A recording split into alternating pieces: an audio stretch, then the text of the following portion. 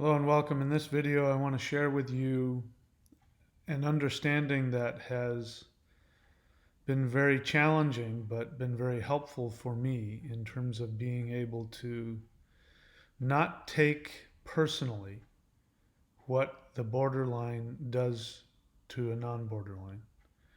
And at the same time, um, it'll make you look at yourself and, ironically, the effect that it has on you to be with a borderline. So, if you're new to this channel, this is for people who have been or are currently in a romantic relationship with somebody who has borderline personality disorder.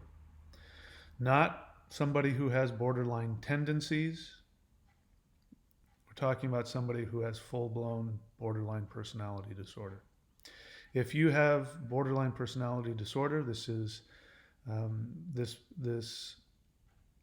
channel is not meant to attack, demean, or criticize. It is meant to be helpful for non-borderlines to understand what you are going through. And if you decide to watch this, then you will get a better understanding of the effects of how your illness affects others, and hopefully you will get treatment for it so that you can be happier and that you will cause less damage to others. So, if you are involved with a borderline, or if you've been involved romantically with a borderline, when you met them, you were under the impression that you were with a fully grown adult and somebody who knew exactly what they were doing and the effects of their behavior. And as you know, the main identifying symptom of borderline personality disorder is what is known as splitting. And in the beginning, when they first target you and you become involved with them, they will pour love onto you like you've never experienced. I mean, seemingly the most pure, the most honest, the most sincere love you've ever had. The sex will probably be the best you've ever experienced. And you will think that you have found the person who is the walking embodiment of pure love. And then at some point, you will do or you will say something, may even be just as small as a look, that will take that same person who maybe moments before was telling you that you were the best person that has ever existed. And then you will automatically become the worst person that has ever existed. And you will be trying to figure out what the heck you did. And then, of course, the nightmare begins. So, I'm a survivor of a borderline relationship, and I use that word very specifically. I have survived it. It was without a doubt the most damaging, traumatic experience of my life. And again, that's not an attack on borderlines. And if you are borderline, I want you to listen, because you'll get a better understanding of why I'm saying this and what this means. So, we know that what causes borderline personality disorder, among many other possible influences, is at the very least there was some neglect at the age of infancy or toddlerhood. There may have been outright abuse, but there also was probably some confusing experiences that they had as infants and as toddlers. And that's the stage where the human identity is created. And that can only be done when the parent has the ability to mirror back to the child who they are, allowing them a safe space to create an identity. When there isn't a clear pattern of mirroring and love than, especially if there's abuse or neglect. I think neglect is probably the worst. The worst possible thing you can do to an infant is to neglect it.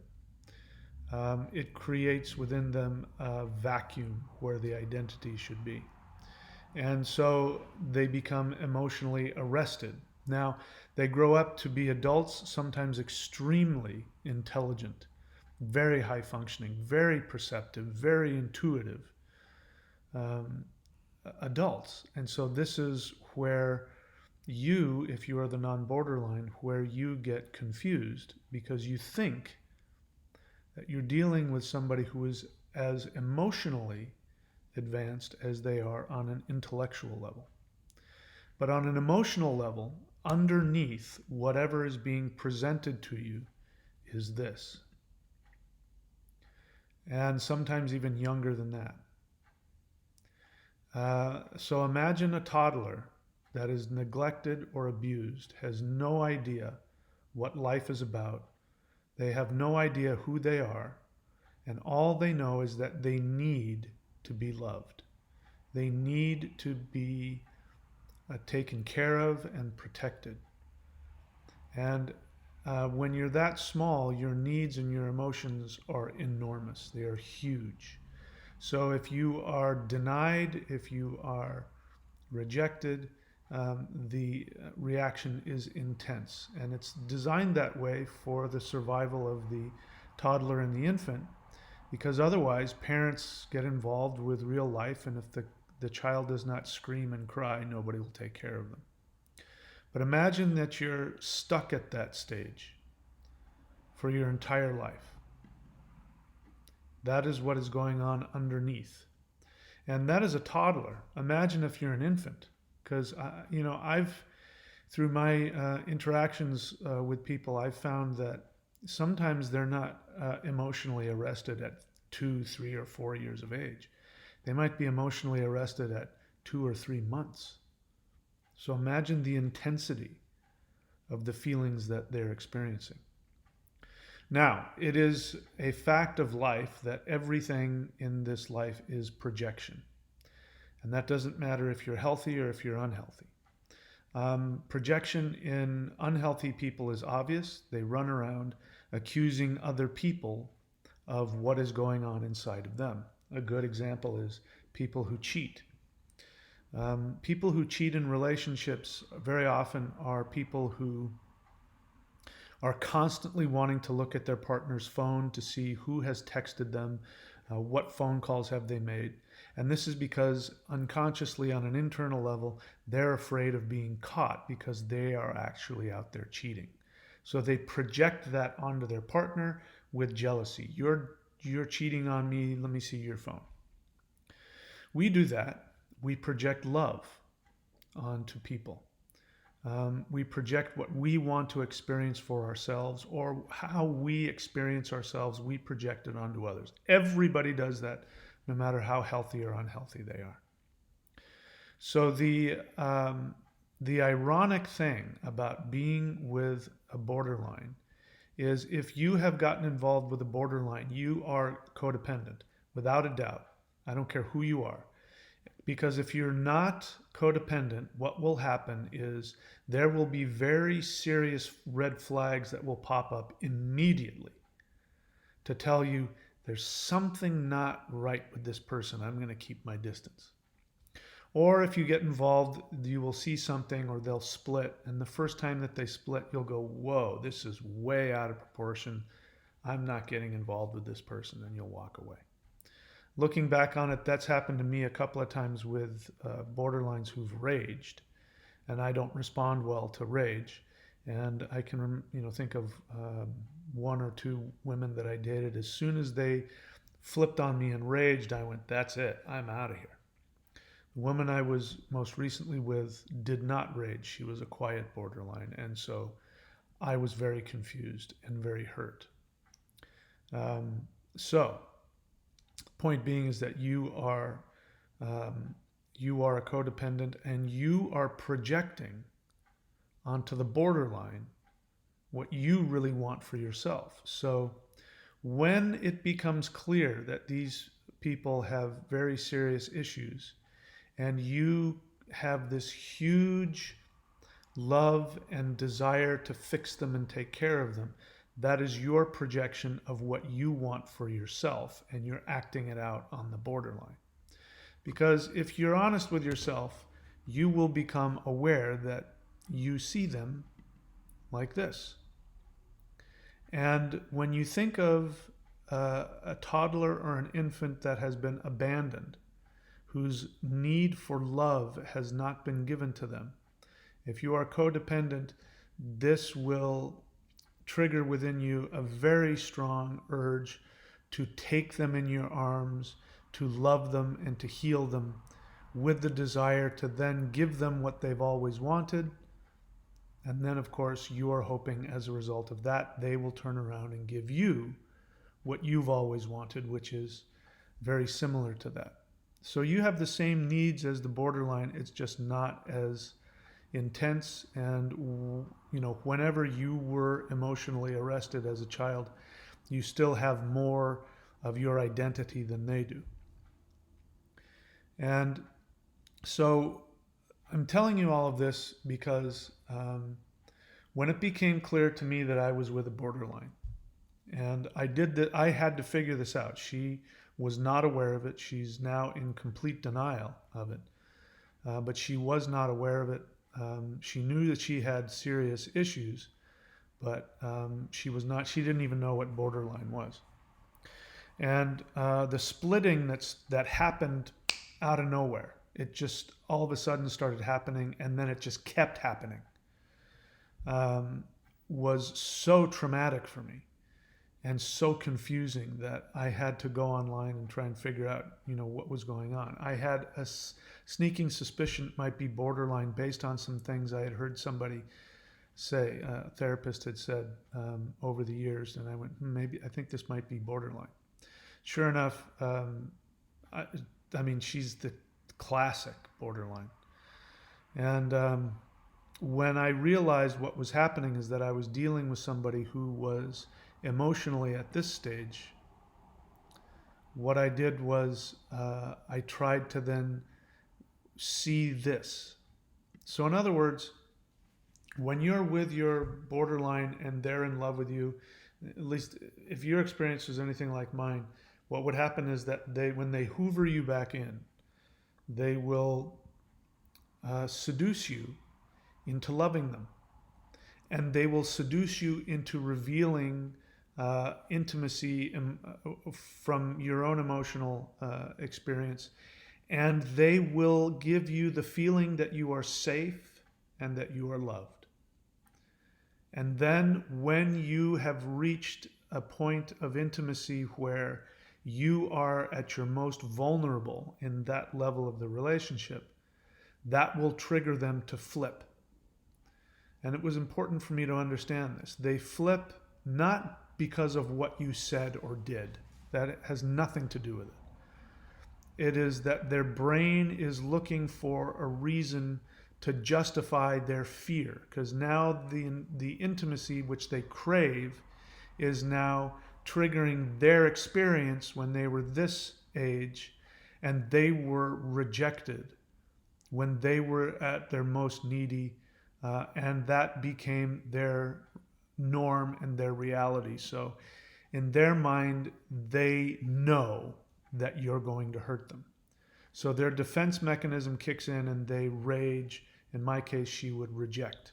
She would just reject me for no reason.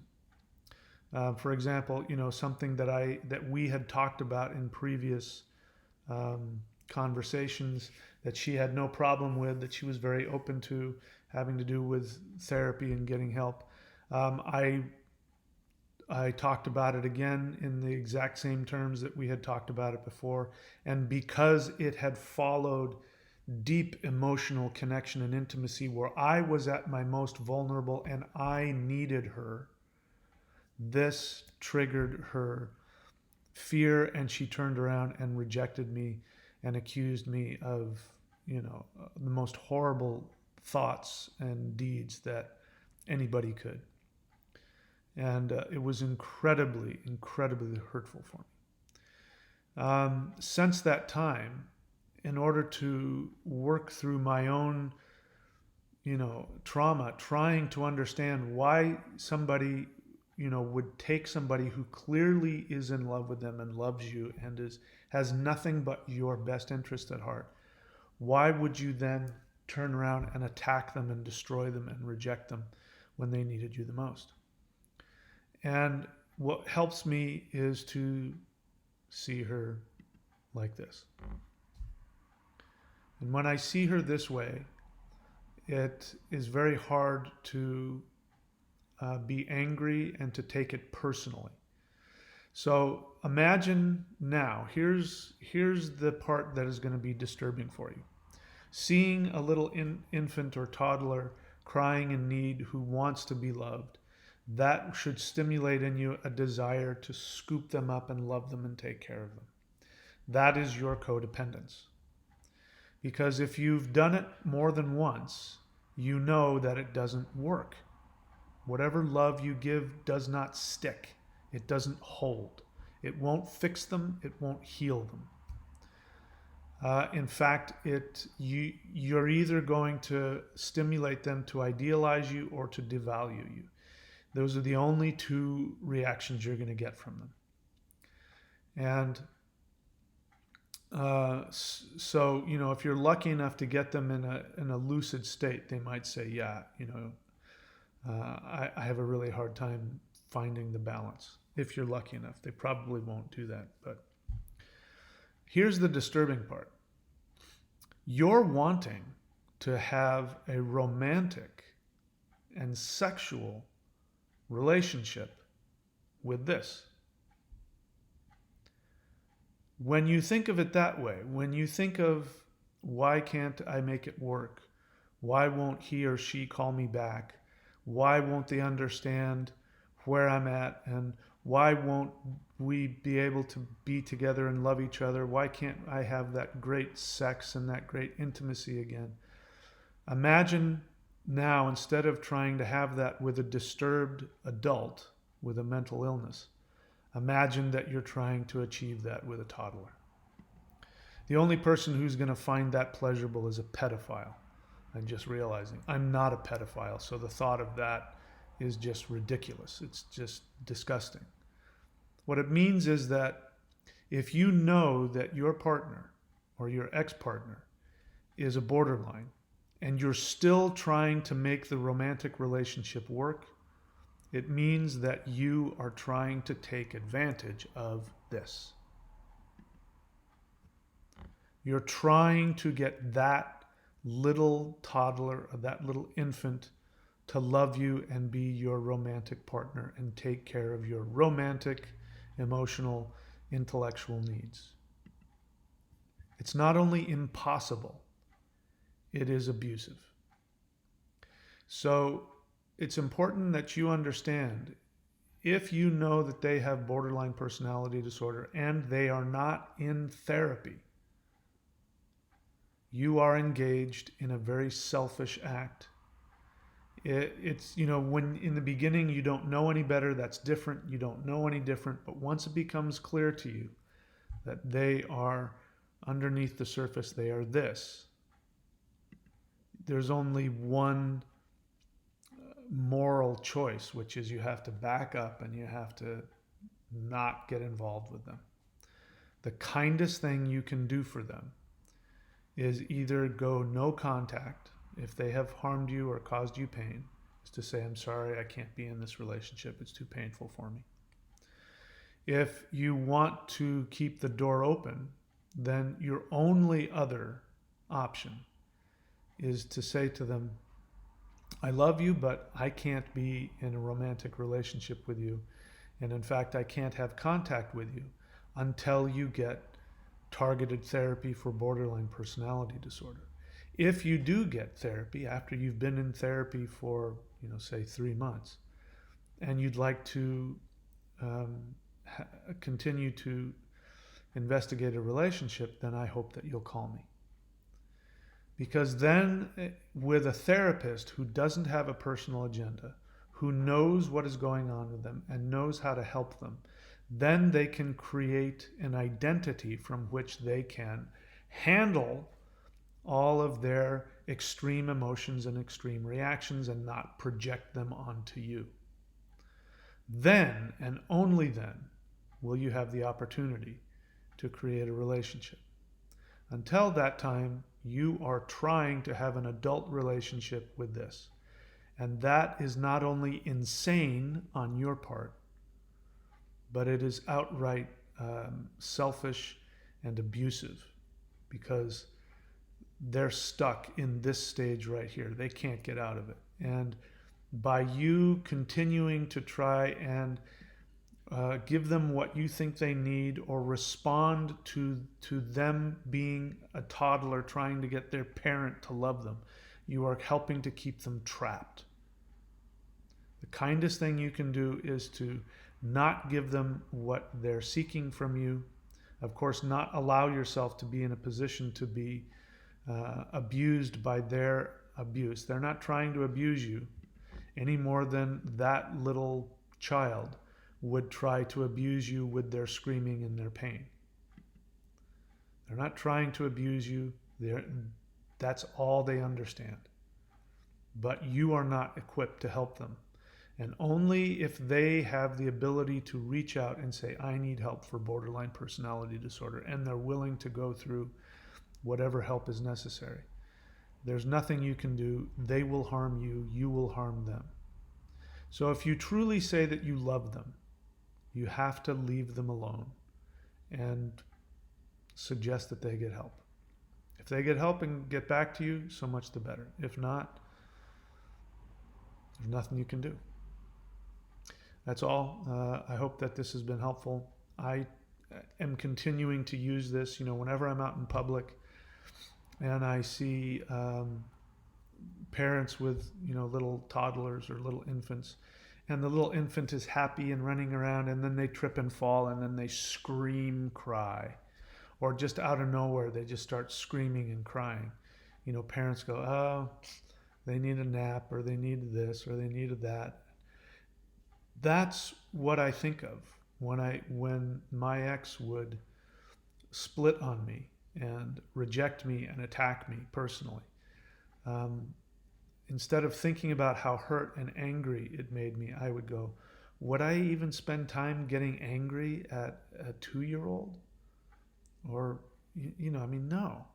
That's just what 2-year-olds do. They don't have any more tools to handle their feelings than that. And unfortunately, it's very sad. They're a little infant or a 2-year-old stuck inside the mind and the body of an adult. It must be horrific. It must be very frightening and painful. And so that is helping me. And it's helping me to heal and to move on. So I hope this has been helpful for you also.